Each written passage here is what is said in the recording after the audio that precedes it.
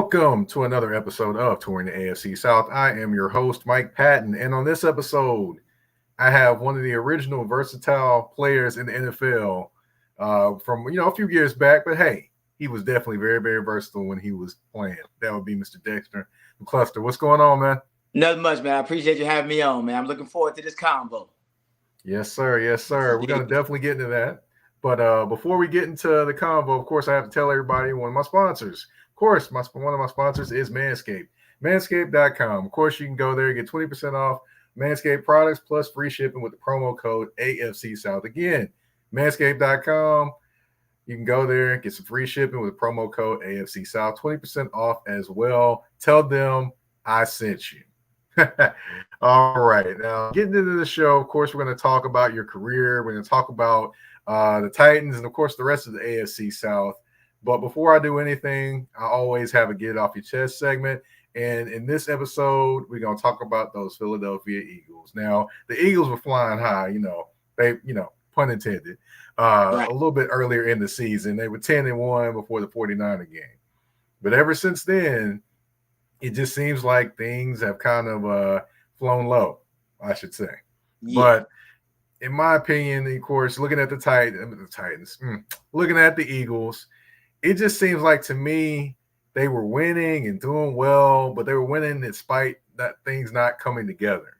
And Right. versus the last three games they played, things really haven't came together, and those teams have been good. So with those combinations, you haven't won games. Right. So to me, it's just kind of showing maybe the Super Bowl hangover wasn't the one we expected in terms of them winning games and still, being, fighting for the number one seed in the NFC.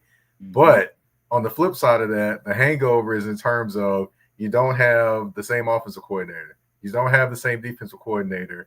And it just seems like they're winning, but something just seems off the entire way. So the hangover is a different type of hangover. Maybe, some people have the drunk hangover and the headache. Right. But they just got the malaise going on. That's probably what it seems like to me. I mean, when watching them, do you kind of get some of the same feeling about them that they're just not the same team and the malaise is there? Well, you know what? Like you said, they started off hot. They were the team, the hot topic. All the way. I think they won 10 in a row, correct? They It were was 10-1. Yeah. All right, 10-1. So you kind of get used to that winning. You get used to that feeling. You're riding high. And again, not having the same offensive coordinator, and winning those games. Some games that they were kind of winning by the grit of their teeth, right? And it's the NFL. As I know that I don't care what the record is. Any man, any day, any team can win that game because we're all professionals, right? So right now, you're right. They seem kind of off. I don't think they're at the point of pointing fingers at anybody. I think they just need to take a step back, regroup, and say, "Hey, this is what got us here thus far. Let's not waver from it. Let's pull together. Let's figure this thing out because they're still a great team, no matter what. They're still a good team. They have a great opportunity ahead of them, but this slump has kind of, I would say it kind of brought them back to reality, if that makes sense. So now you really almost have to play perfect football, from here on out. Right, right. And the Yeah. one thing I also say, their biggest thing I think they're missing, in my opinion, they're missing Shane Steichen a lot because that offense just doesn't seem quite as smooth. Now they're still Right. making plays. Now, I'm not Yeah. taking They, anything they have they from have them. the playmakers. Yeah. Yeah. But yeah, they're just not as smooth offensively. Defensively, I would say, of course, the attrition in terms of losing players. You Right. lose five starters from last year or five Yeah. key players, Hmm. and then you come back this year. Of course, I expected some of the defensive play to go down a level, and then plus you have Darius Slay and Bradbury. They're not playing to the same level that they played last year. Which is prime example. Jackson Smith and Jigba runs right past Bradbury, and Bradbury looks like he's stuck in cement. 100%. I was again. I know those guys are upset because at the end of the day, at practice, Monday through Friday, you're preparing. You're putting your best foot forward. You're trying to build that camaraderie. You're trying to build that intensity, that chip, that edge that you need going in. And when you're not, I wouldn't say showing up, but when you're having things like getting beat in key moments, or not making that key play, or just letting those little things go. I think they have to get back to the little things on offense and as well as defense, man. Just, I mean, I know they believe, because you go into every week going in to win the freaking game, So I just think they just have to figure out what that thing is that has to turn that thing back on. And maybe it is losing 3 straight. Maybe it is losing these games back to back. That's like, you know what? Let's go back to the drawing board and let's do what we do best. And this is what we have now, fellas. This is how we need to move forward. And I mean, let it all loose. Let it all loose. Yeah. Well, they already changed defensive coordinators, so they can't change back to them. So we'll see what happens then. Yeah, you're right about that. Yeah. Unfortunately, it don't work like that. Yeah. Oh, and then plus, of course, from the touring the AFC South inbox, Mr. Titan said, tell you, he said, what up, and when are y'all getting cigars? Tell my guy, said, Finn, man, hey, I got a new one. I just had one the other day, man. It's like a white Russian, very smooth. Mozzarella tutti frutti, man. Appreciate you, big dog. Tighten up, baby. Mr. Titan, that's my guy. That's my guy. All right, and then Corey Jackson in the touring the AFC South inbox said, Dex, what up? Tell him I said, what's up, man? You already know what time it is. It's all love coming my way, or from my way. All right. Yes, sir. Yes, sir. Of course, we got to get, jump off the Eagles. We got to talk about something I know you're very familiar with, which is your journey to the NFL, of course. Yes. So we got to talk about, grew up in Largo, Florida. Is that correct? And listen, not Key Largo, because when coming up, especially when I got to college and NFL, I tell people I'm from Largo, and they were like, Key Largo? So I just started saying I'm from Tampa, since I fly out of the Tampa airport when I go anywhere. So, yeah, Largo, Florida, man. A little small city, but I love it. That's home for me. Right. So when did you start kind of discovering football growing up in Largo? Yeah, man. I would say about 7 years old. I knew I loved the game. Me and my uncle used to always play. Me and my father would play, catch in the yard. But I started playing at 7, but I really knew I could take this thing somewhere when I was about 10 years old, man. And people don't believe me when I say this, but I knew at that age that it was something inside me that was a little bit different. And I think I had that work ethic and edge behind it, being the smaller guy. So I took that at heart, right? And I think that's kind of propelled me on to the career I had later on down the line, and still in life right now in general. It's just who I am as a person. So about 7 years old, I started playing. 10 years old, I knew I would be that guy, if that makes sense, humbly speaking. Got you. Man, you know what I'm saying? You got a little humbleness, but you got to have swag to it too, right? Yeah, you're right. I feel like I got that. I let the work speak for itself, man, and just this light been shining bright for a long time, man. And I'm enjoying every moment of it. Every step of the way. This journey's been fun, man. It's been great.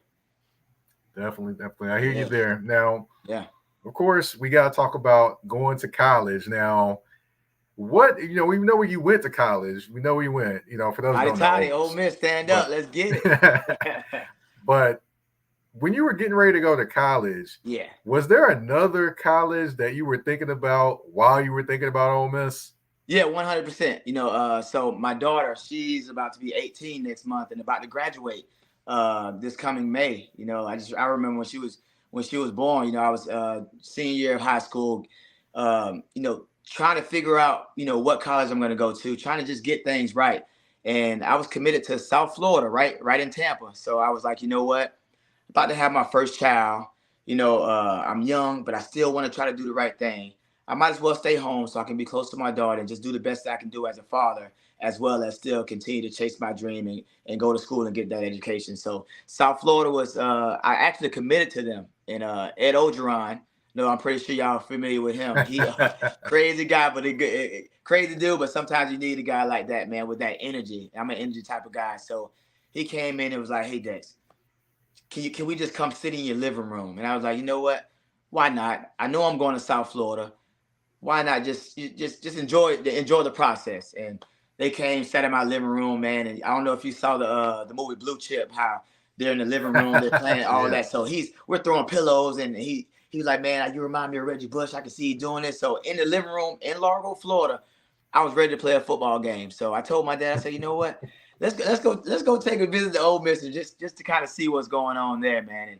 And went down there, first time flying. I was scared as I don't know what, because that's first time on a plane, feeling turbulent. So every time that plane moved, I thought we were going down, man. But for real. But we get there, man, and got with a guy named Jason Cook. he was kind of a mentor to me. He was guiding me through the process, and everything just felt right. So when I got back on that plane, I told my dad, "Hey, I think I know where I want to go." And he was like, "Where?" And I said, "Ole Miss." And he was like, "You sure?" I said, "Yeah." He was like, "Well, when we get home, let's talk about it. If that's what it is, then we'll call South Florida, be a man about it, and talk to them and let them know, hey, we appreciate it, but headed to Ole Miss, you know." And after that, the rest was history, man. So they Ed Ogeron, his energy and throwing those pillows in my living room, they got me to go to Ole Miss, man. Now, I will say though, I probably don't do the greatest Ed Orgeron impression, but yeah. So let me tell you what I used to do, and I'm pretty sure everybody else probably did the same thing. So I would take the first couple things that he said, and then the last few things that he said, and kind of make sense of everything else in between, just to put just to put together what he was saying, man. But again, high energy guy. A lot of people really don't understand his intensity, and I know some things happened later on in his career or whatever, but at that moment, he was definitely necessary. Yeah, I don't know. It just cracks me up. I see him and I Yeah. think about the coach and the water boy. Yeah, That's yeah, what I think the about every same time. thing. Hey, how's mama and papa doing? Everybody good? Yeah, I'm like, yeah, coach, everybody good, man.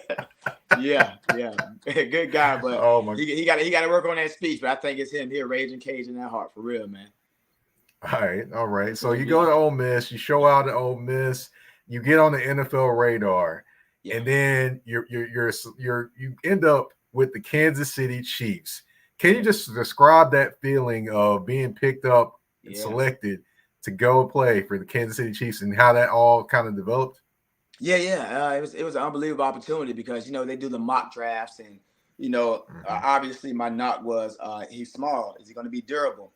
But if anybody knows me, and I think my career speaks for itself, to where, man, my heart is bigger than any stadium I ever played in. I just needed the opportunity to show them that, hey, what you see is what you get, and what you're gonna get all of me, right? So I remember draft night. My agent was like, "Well, the mock draft has you going at fifth, sixth round." I never accepted that. Not in my head, not in my mind, not in my heart. I knew that somebody was gonna take a chance on me, right? So I had a chance the first day of the draft. They were like, "Do you want the camera crews?"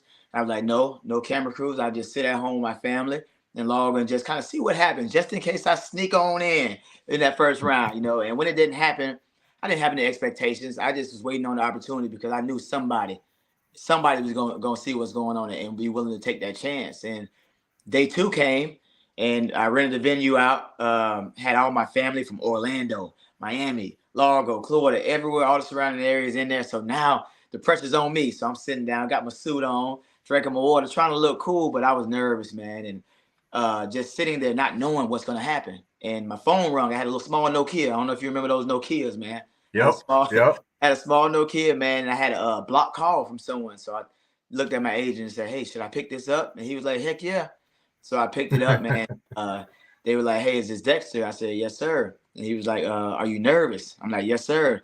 It was like, "Hey, this is Hunt from the Chiefs, man. We're gonna draft you at the 36th pick." And it's almost like just a weight just dropped off my shoulders, man. I looked at my family and just smiled, and the place went crazy, man. So I knew that was my opportunity to go out there and show them who I was and what I can be, man. So it was an unbelievable feeling. It was a party after that. Tell you that, it was a party. We had fun. Yeah, we had fun, man. But I was just eager and willing and ready to work to show them that, hey, y'all didn't make a mistake.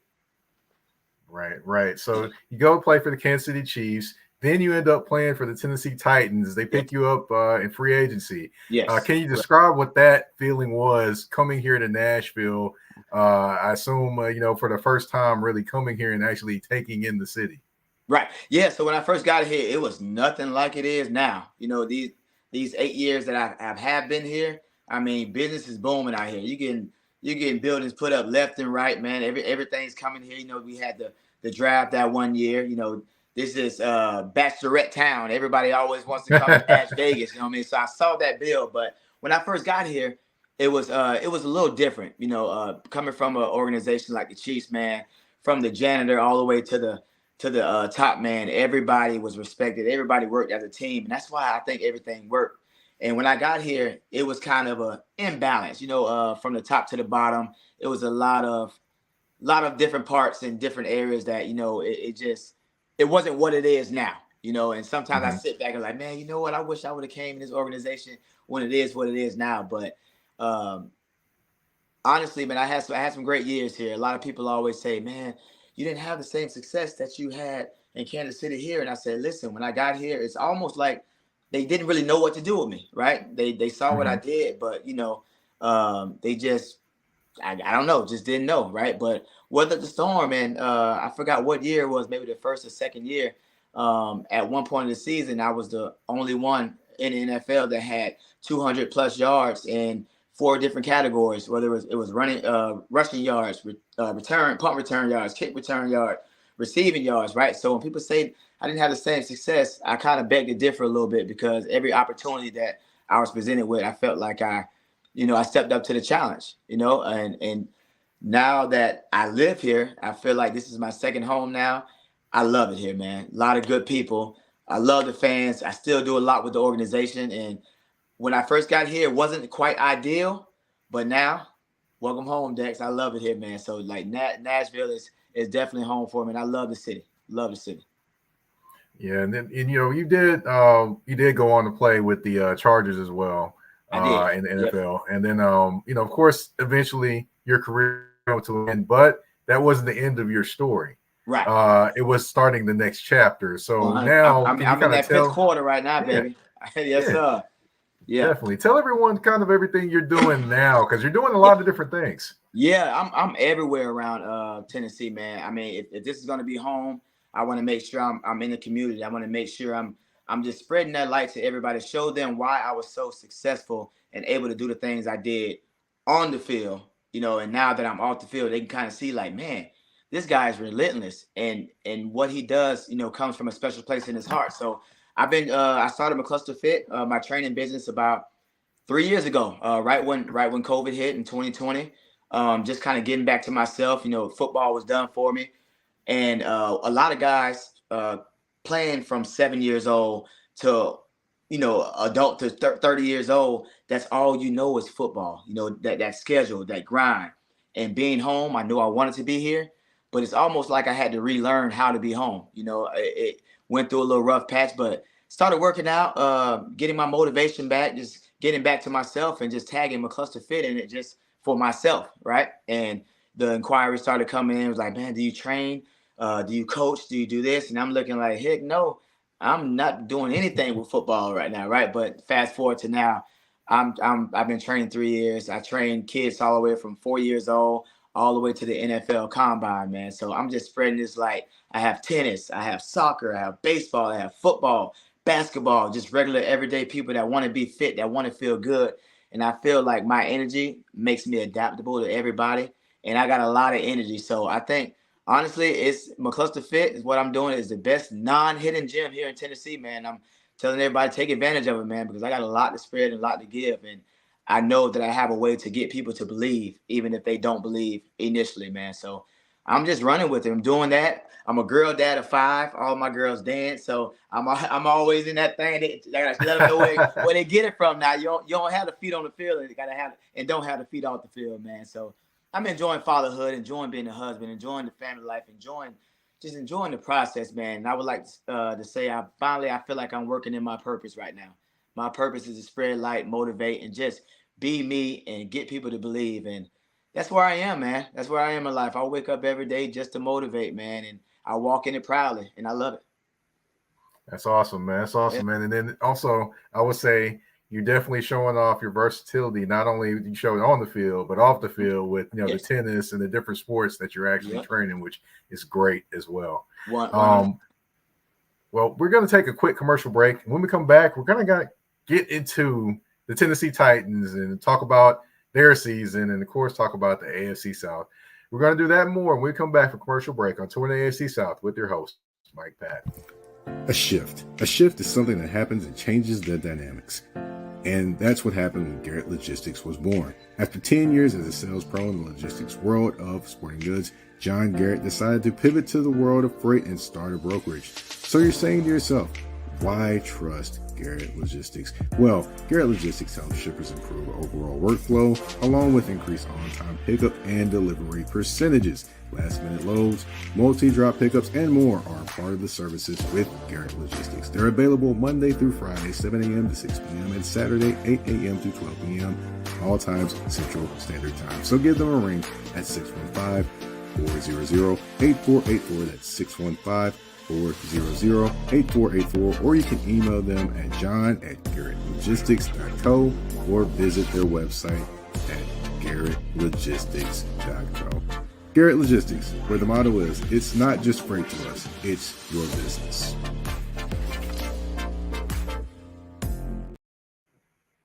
All right, and we are back. And like I mentioned before the commercial break, we got to talk about a team you used to play for. That would be the Tennessee Titans. Now, they are not having the season they wanted. It's a little rough one. They just got eliminated from the playoff contention, I should say, this past Sunday with a 19-16 loss to the Texans in overtime.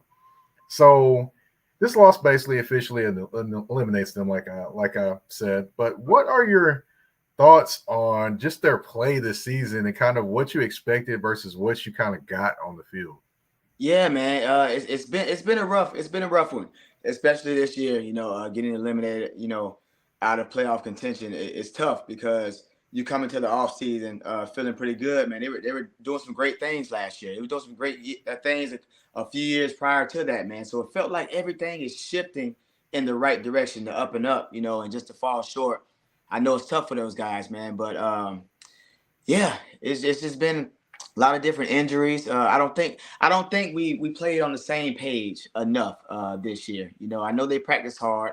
Me being a guy that was in their position in the locker room, we know we practiced to win, we played to win, but it's just, man, I think we just weren't in sync this year, and that's a tough thing, man. Especially, we couldn't get D Hen going as much as last year, man. Had a lot of miscommunications up front, but again, no fingers are being pointed. But I think that we were just a little too inconsistent this year in certain areas. Yeah, definitely. And kind of like a thing I can kind of point to with that inconsistency is you can kind of point to the game Sunday. A few different things happened there. One thing I will say is that, when DeAndre Hopkins and Will Levis weren't kind of on the same page, reason why that is because, remember, I don't know if you remember the play, but there was a play where DeAndre Hopkins was deep, and he basically, if he throws it going towards the sideline, DeAndre Hopkins runs right under that one. Yep. But he throws it going up the field, and that allows Stingley to catch up and knock the pass away. And it just seems like that was happening all game. And then, of course, a missed block here, things like that as well were kind of happening. So, I definitely get your point in what you're saying. But I kind of want to flip over to Will Levis. Yeah. Of course, he's been starting for a while now. 59% completion percentage so far, 8 touchdowns, 4 interceptions, 1,792 yards. 1,792 yards passing. Good gracious, can I talk to that? Yeah. But anyway, but what do you kind of think of his play? I know one thing I'm definitely interested to see is how he develops a slide eventually instead of taking on those hits. But just overall, what do you think of his play so far? Yeah, taking away the stats and everything that he has done in the stats or hasn't done in the stats, he's a competitor. And when you got somebody that's willing to sacrifice himself just for the betterment of the team, it's not ideal, especially for the quarterback. But he's coming in with that chip, that edge, like, you know what? This is my opportunity, so I have to take full advantage of it. Later on down the line, he definitely will learn to get down and not take those hits. But I think right now he's letting his team know that, hey, I'm willing to do whatever I have to do to put us in the best position to win. And he showed some great things that he can do, and it's just an off season of development, of learning the system a little more, of just being with the guys in a full off season to get on the same page. I think that's going to be the next stepping stone for him. But when you have a guy that plays that hard, that's showing you that I'm not scared of who you are and what you are, I'm going to go out there and give myself up, give my all. I mean, you can win with that. You can start. That's a start. So I think it's going to be up to him to get with those guys, try to get on the same page, and just build that trust and that trust factor between the front line, the quarterback, and the wide receiver exchange, running back, and all the above. But again, I would take a guy that will run through a wall before anything. So he's definitely has a bright future. I think it's up to him how far he'll go, and once he gets a little more repetition, he gets a little more game under his belt. Yeah, one thing I did notice, and I've noticed this in every press conference I've been in, is that you can tell it bothers him to lose, which you don't have that from a lot of people. And then also another thing, you don't. Mm-hmm. Another thing you also notice is he doesn't necessarily he calls people out for things maybe they missed on, things like that. But in doing so, he also calls himself out for things he misses. Right. So that's one thing that you can definitely appreciate from a quarterback. Yes, because I've seen a lot of quarterbacks, and I've seen a lot of veteran quarterbacks that'll get in and kind of they'll have some mishaps in the game, but it's always this guy should have did this or this guy should have did this. But for him to take accountability for some of the things that he's done, I mean that's big. That's showing the great character. That's showing his teammates that, hey, I mess up too. We're in this thing together. It's not always going to be perfect. I'm going to hold myself accountable as well as hold y'all accountable, and that's what's going to get us better. So that's a good thing coming from one of the leaders on the team, especially being that quarterback, because we kind of run how he runs, right? And if we got a quarterback that's confident, a quarterback that's holding himself accountable, I mean that's a great start. It's a great start. Now, you mentioned, of course, the team not necessarily all on the same page and things like that. But one other thing that's probably needed is more players as well at different positions. So, in your opinion, kind of looking at this team, I mean, me personally, I think in the trenches, mainly offensive line, they probably need a little work there. Yeah. But besides offensive line, do you see any other places where they can be like, okay, cool, we need to go get this offseason. This will make us better. Okay. I would defensive line. I think we're pretty stout, man. We got some guys, and I hope we can keep some guys around too as well. Yeah, Danico Autry be a number one guy, right? Yeah, because that can get kind of scary right there if we lose some guys there. But I mean, you like you said, I think we just need the depth at certain positions. I wish it was like college. We can go in the transfer portal and see if we can pull a few guys from here and there to make some things work, but. Honestly, what you said, I don't see any like key positions. I know wide receiver, definitely. But I mean, just depth all around. Maybe some more veterans to get that true leadership and just find that spark again. You know what I mean? Yes, sir. Yes, sir. I definitely. I know you're the interviewer. What about you? Do you see anywhere else outside of the offensive line situation or? I would say the cornerback position. I do like Sean Murphy-Bunting. He's always a great person to talk to. Yep. He makes some plays sometimes, and other times he doesn't. Right. But I definitely enjoy him, and I definitely know he's a competitor out there. But I think they need more at the cornerback position because right now it's Murphy-Bunting and McCreary right now at the corner because Christian Fulton is out for. I think he's out for the rest of the year. He's done. Yeah. So to me, I think they need just a guy that's just a guy at that cornerback. So you'd be like, okay, we know this guy. We know he's gonna get it done. We ain't gotta worry about that. Right. And now I think if you have that guy, you keep Murphy-Bunting, and maybe McCreary plays a little bit more in the slot, then you actually bolster your secondary in terms of your corners in there. I think your safety play is pretty solid. I'm not worried as much about that, but I think the cornerback play would take them to a whole nother level defensively as well. I can definitely see that. But hey, my man knows his football. I like it. Put him in the slot a little more, move him there. But just doing that in general could change a whole defense. You know what I mean? Right. So, yeah. Right. And like you mentioned about the wide receiver, they could definitely use you in the slot because they don't really have that shifty guy that can get open in first down and be like, okay, cool, that's my guy on first down. I thought Kyle Phillips was going to be that guy, but it kind of just has never kind of fully developed for him to be that guy. Right. Yeah, and you definitely need that change up. You need a guy that can just, be a mismatch for whoever lines up against him and that can get that third and 5, whatever. Just that can get open, make that catch or make that run. But yeah, you definitely need. I agree with you on that. You need that spark somewhere in the middle or in that inside. Right. And of course, they're not the only team in the division. So I do have to kind of talk about the other teams. After all, this is touring the AFC South, not touring Nashville and Tennessee, of course. So One team that is definitely not doing as well these last few weeks, that would be the Jacksonville Jaguars. Now, we speak about touring the AFC South. They've been touring the AFC North the last 3 weeks, and they're 0-3. They've faced off against Jake Browning from the Bengals as he stepped in for he stepped in the quarterback there. Then you have the Joe Flacco-led Cleveland Browns that kind of right. put the beat down on them. That's been kind of, my guy was sitting at home and now he's out there making plays and winning some games, man. That's pretty cool to see. Right. Yeah. Right. And then you've got the Ravens that they lost to 23-7. Yeah. So right now they're in a little bit of a funk. The last 3 games. Did you, but before the season, did you see them kind of dominating this division, or they kind of been a little disappointing to you in some sense? Jacksonville, you mean, right? Yes. Yeah, I would definitely say so because I mean they were looking on that upside. They were kind of the favorites of it, but as you said, going through the rough patch that they've been going, it's just hasn't been the ideal year for a lot of these teams. But one thing about the Jacksonville Jaguars is every time they play those freaking Titans, they always make sure it's a close game, man. So you can never count them out. I think how many they won? 8 games this year? Was it about 8 somewhere around there?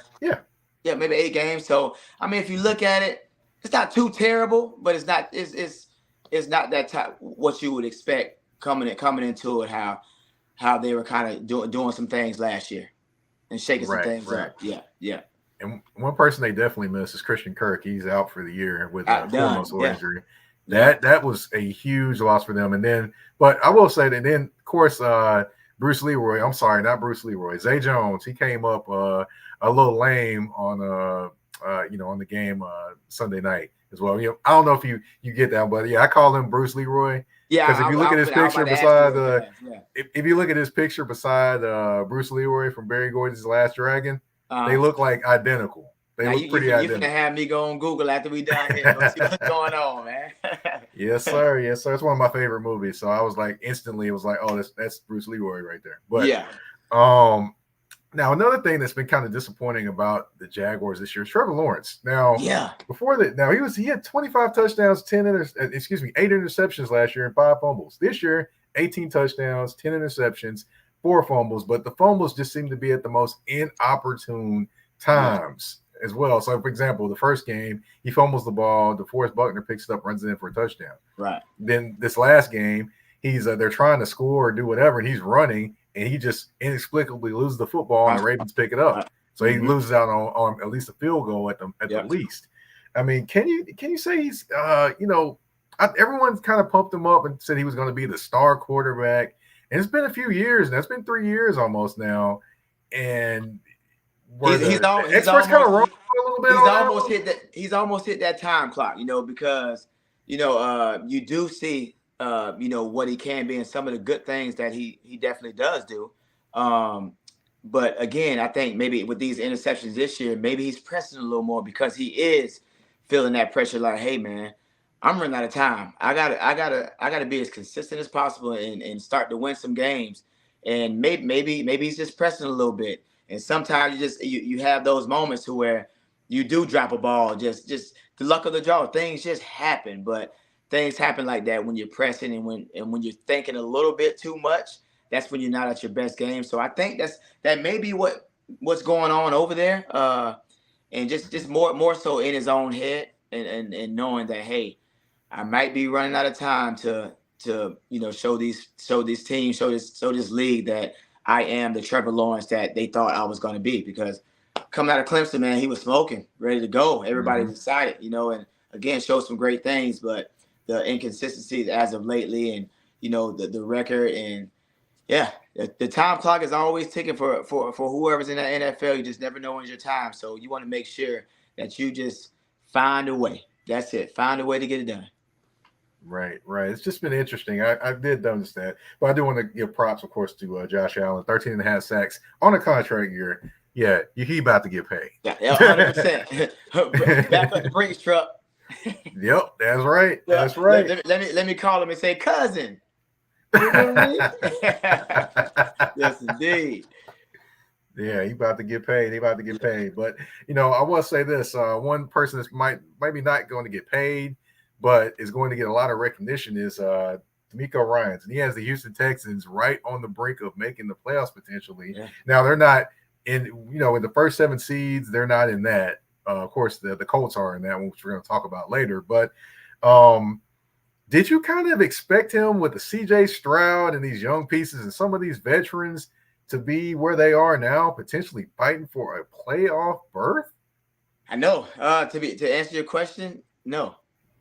To answer your question, no. But again, if you're in the NFL, you're there for a reason, right? And the opportunity is for everybody in there to potentially be in a situation to play in the playoffs and to ultimately, well, everybody plays the game for is to win a Super Bowl. But they're finding a way to get it done. And you just saw this past weekend. I lost my wallet after the game, and that's how upset I was about the game. Because we had it, man. But they're continuing to find ways to win. And I mean, when you can find ways to win, no matter how you win, a win is a win. So they're scratching and clawing their way into some great situations. Definitely. And another guy I want to look at too is I wonder, do they have enough for the playoffs? Just kind of want to go into there because they did lose Tank Dell for the season. Nico Collins has got a calf injury. Dalton Schultz has been there sometimes, there and out at others. Right. Defensively, of course, you have some injuries as well. I mean, do you think they have enough potential? They do face the Titans one more time. Right. That does kind of bode in their favor, and they do face the Colts, which are currently in the 7th spot. One more time. So does that do they have enough, in your opinion, to kind of make the playoffs, or do they fall short? I think it's going to be tough, because you want to go in as healthy as possible. You want to go in with all your firepower, all your ammo. And when you got guys being hurt, I mean, when it comes to the playoff and time to get in the playoffs, if you can play, they're definitely going to find a way to play. I don't care what it takes. They're going to try to play. But again, not being 100% and just not knowing, and again, with it being the NFL, you have to bring your best every single game. So I can see it both ways. It may not be enough. They may not have enough ammo because of the injuries, but at the end of the day, they have an opportunity. So however that shakes out for them is up to them. Right. Yeah. Now, another team that is definitely taking advantage of their opportunities would be the Indianapolis Colts. Like I mentioned previously, they were, everyone talked about Anthony Richardson and the Shane Steichen, Anthony Richardson pairing. Well, that didn't quite happen. Instead, you got Gardner Minshew and the Minshew Mania taking over at quarterback position. And they are doing some things, and they are right in line to make the playoffs. Right now, if the playoffs started, they would be the 7th seed. So I don't think anyone really, really expected that. So how impressed are you kind of with the job that Shane Steichen's doing with that team? Yeah, that kind of shows or attests to the way the AFC is shaping up. The AFC South is shaping up. Some of the teams that we thought that were going to do X, Y, and Z are not doing that. So that leaves the door wide open for the Minshews and the Colts to come in and just kind of find a way to stay alive. Because of how the way this division is going. But I haven't been watching the Colts as much, but I've been hearing some things, and they're right in it. I think. What are they? Are they third right now? They're actually have the same record as the Texans, but just the thing is they have the win over the Texans. That's why they're in the 7th spot. Yeah, man. Hey, that's the way the cookie crumbles. They're alive in it, and I think they believe that. And when you sense a little bit of hope, I don't care who you are, what profession you're in, when you have a little bit of hope, oh yeah, the opportunity is there. I'm gonna go in there and see what we can do to make sure we find a way to get it done. So they've been doing it. They've been sticking around. And again, with them having that win over Houston, that's big. You know what I mean? That helps them out. Right. Them two are going to see each other, I believe, the last game of the season. So that'll be interesting. That'd be a game to see to how watch. That goes. Yeah, 100%. Definitely.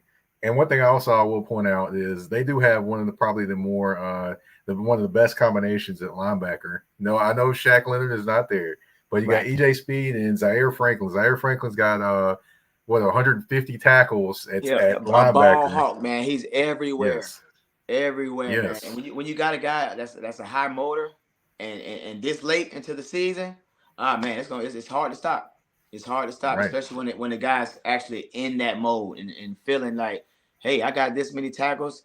You can't stop me, and I'm gonna show you why you can't stop me. And if you stop me, I'm still gonna keep coming. So good luck. You know what I mean? Right. Right. Yeah. I definitely enjoy watching him play Yeah. for sure. Yeah. And him, and then of course, I also have to give props to Michael Pittman Jr. I did say I before the like him. season that he wasn't a number one wide receiver. He's definitely proven me He's wrong shown that it. he Yeah. is the number one wide Mm-hmm. receiver. Yes. So I gotta give him Didn't props he? for that. He got injured, huh? This past Yeah, he got a weekend. concussion. Okay. Kazee, the safety from the Steelers who got suspended for the year. He's done. He Yeah. he actually hit him and concussed him and put him out for the game. But of course, with concussions, you never know how someone's going to respond. 100%. He may, the history is that basically players have concussions basically this year that they don't play the next week. So Right. I mean, it'll be interesting to see what happens, to being that he does have an extra day, it's being that they played on Saturday. So. Yeah, true. But yeah, like you said, he's come along and he's been a heck of a receiver this year, man. He's been doing some great things for him. He's been dependable. He's been dependable. Very much. He's been showing up. Yeah, and that's unfortunate. Yeah. With the game, it happens. We know the game we play is a contact sport. So it's about safety, but sometimes you can't avoid the inevitable. You know what I mean? Yes, sir. Yes, sir. It's just I don't know. And another thing that I find even crazier is that I remember his dad playing running back for the Tampa Bay Buccaneers, and now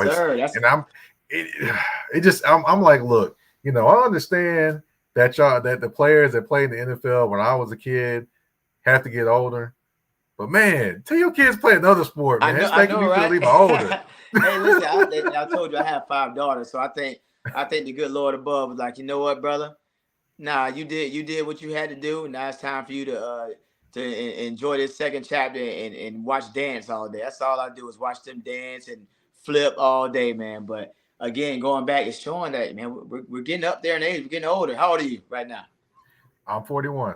41, yes, sir. So we're getting up. We're getting wiser, right? And some of the guys that we grew up watching as kids, now their kids are playing. Now we're watching their kids. So it's like, man, life just keeps happening, man. But I know that's a wonderful feeling having, being a father, having, to see your son play the game, they have the same opportunities and that you've done, So I know that his son picks his brain a lot. I know they communicate a lot about the game, and I think that helps out tremendously, really.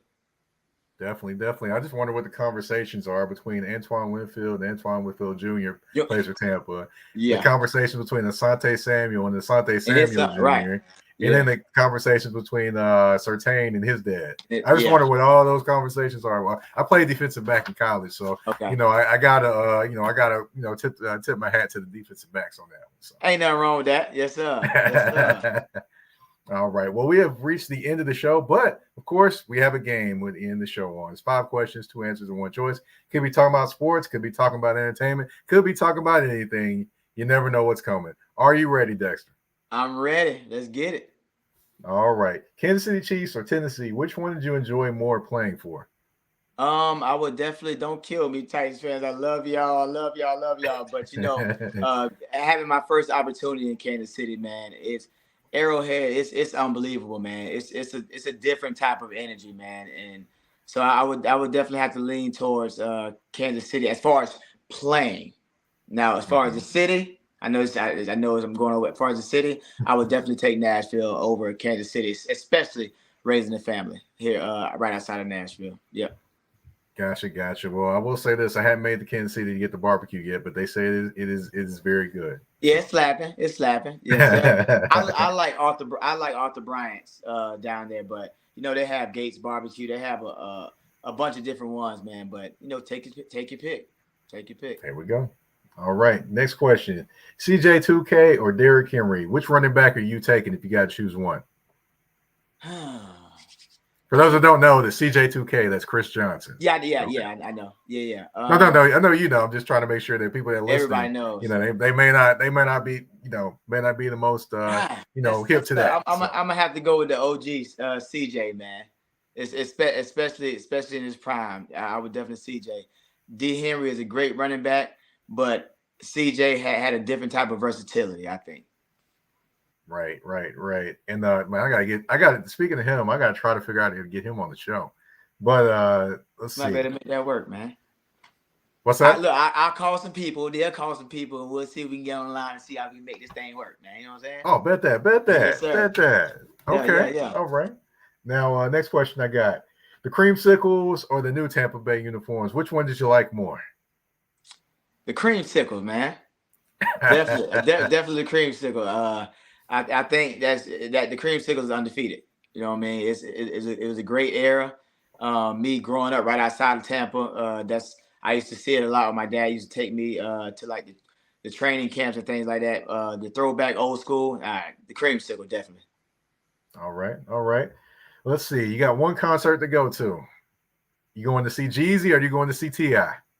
I'm going to see Jeezy. Yes, indeed. Hey, man, in high school, man, I used to bump that Jeezy all day, every day. And with his new album he just came out with, I Might Forgive or Won't Forget. I've been jamming that since it came out. So definitely Jeezy, because it give me that energy I need. Like, okay, you know what? I'm that guy.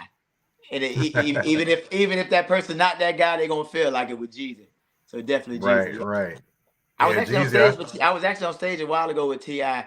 We were in Kansas City. It was a bunch of us, Chiefs, me, Dwayne Bowe, all of us. So we was on stage in the corner, got backstage with him a little bit. So cool cat. We didn't talk much, but just be around him. But I definitely say Jeezy to get you turned up. Okay. Yeah. All right. Yeah, I still remember the first album, man. That first album. Slapping. I still listen to that. Come on, man. When I'm working out, throw that Jeezy on. You know what I mean? It'll get me through the toughest situations, man. That's right. Mm-hmm. All right. And the last question I got for you. In today's NFL, would you be a wide receiver or a running back? You know what? I'm a running back at heart. So I would definitely say running back. But well, let me backpedal. Because you said in today's game, it's turning to a more speedy guy type of quick shift type of game now, spreading out, throwing the ball. So I'll definitely say wide receiver. I think I'll get the ball a little more and be able to show my versatility and get those matchups. Yeah, I could see you being like a slimmer version of Deebo Samuel out there. Yeah, kind of lining up with this place, that place, the other, the slide. I still got to be at that punt return now, because they don't make them like they used to. I tell you that. They don't make them like they used to, man. Because I'm out there every time. I told my special team unit, I am not fair catching. Get used to it. We finna take this thing to the house. But I think more so now, no disrespect, I think they're just ready to get on offense. That's all. I was ready to get out there and take something to the house, because I know that can win games. I hear you there. 5 questions, 2 answers, and 1 choice. You're off the hot seat. And that is the end of the show. Now, Dexter, if you will, tell everyone where they can find you on social media and anything you got going on that you want everyone to know about. Yeah. So, like I said, I'm personal training. I train speed, agility, strength, explosiveness with all athletes, all ages. Well, starting at 4 years old. But you can catch me on Instagram at Dexter McCluster, all together, DexterMcCluster, or McCluster Fit. You can also go to my website at www.mcclusterfit.com. Read a little bit about me, see if it's a fit for you. But man, I'm not hard to find. I'm the best non-hidden gym in Tennessee, and you will be able to see me tomorrow at your local gas station, maybe doing some push-ups, because I go hard every day, baby. But yeah, you can catch me on all social media platforms, McClusterFit.com. Check me out, man. Come enjoy this experience, man. It's worth it. It's worth it. Yes, sir. I greatly enjoy talking to you. But for those that don't know, they know Dexter, but they might not know me.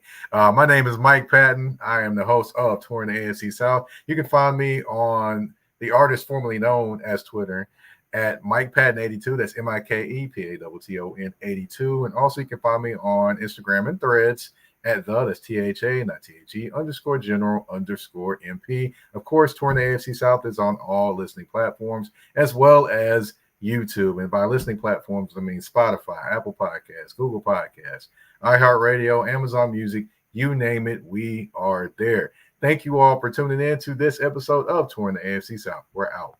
Peace.